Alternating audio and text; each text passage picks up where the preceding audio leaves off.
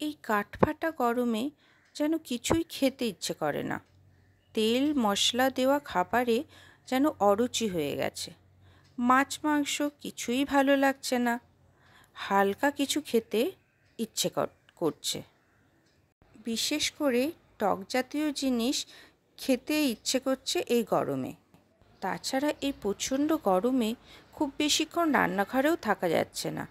খুব তাড়াতাড়ি রান্না করে বেরিয়ে আসতে পারলে মনে হচ্ছে বাঁচা যায়।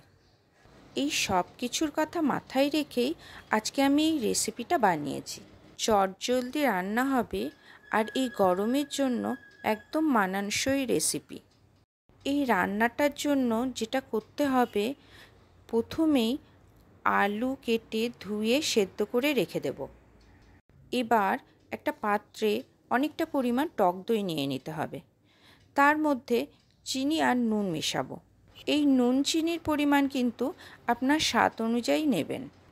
যারা রান্নাটা একটু টকটক রাখতে চান তারা অল্প চিনি দেবেন। নুনও সেভাবে স্বাদ মতোই মেশাবেন। একটা চামচের সাহায্যে টক দই আর নুন চিনি ভালো করে মিশিয়ে নিতে হবে।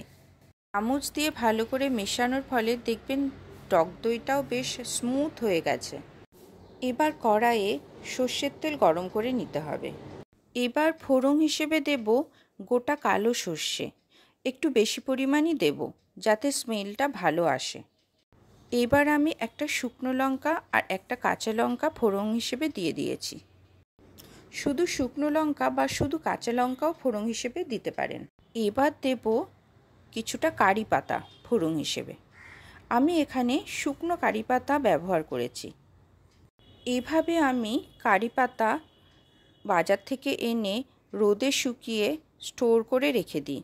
অনেক দিন পর্যন্ত ভালো থাকে। ফ্রিজে রাখারও প্রয়োজন হয় না, বাইরেই ভালো থাকবে। শুকানোর আগে অবশ্যই ভালো করে কারি পাতাগুলো ধুয়ে নিতে হবে। এবার সব কিছু ফোড়নগুলোর একসাথে সুন্দর গন্ধ বেরোলেই ওই আগে থেকে ফেটিয়ে রাখা টক দইটা কড়াইয়ে দিয়ে দেব। গ্যাসের ফ্লেম বাড়িয়ে ফুটিয়ে নিয়ে এবার কম আঁচ করে দিতে হবে। ওদিকে সেদ্ধ আলুগুলো ডুমো ডুমো করে কেটে নিতে হবে। ডুমো করা আলুগুলো এবার কড়াইয়ের দইয়ের মধ্যে দিয়ে দেব। আর বেশিক্ষণ গ্যাসে বসিয়ে রাখার দরকার নেই। একটু কম আঁচে কিছুক্ষণ বসিয়ে রেখেই গ্যাস অফ করে দেব। রান্নাটা হয়ে গেছে। এবার রান্নার শেষে যদি ইচ্ছে হয় ওপর দিয়ে আর একটু কারি পাতা ছড়িয়ে দিতে পারেন। গরমকালে ভাত, রুটি, পরোটা সব কিছুর সাথেই এই আলুর কারি খুব ভালো লাগে।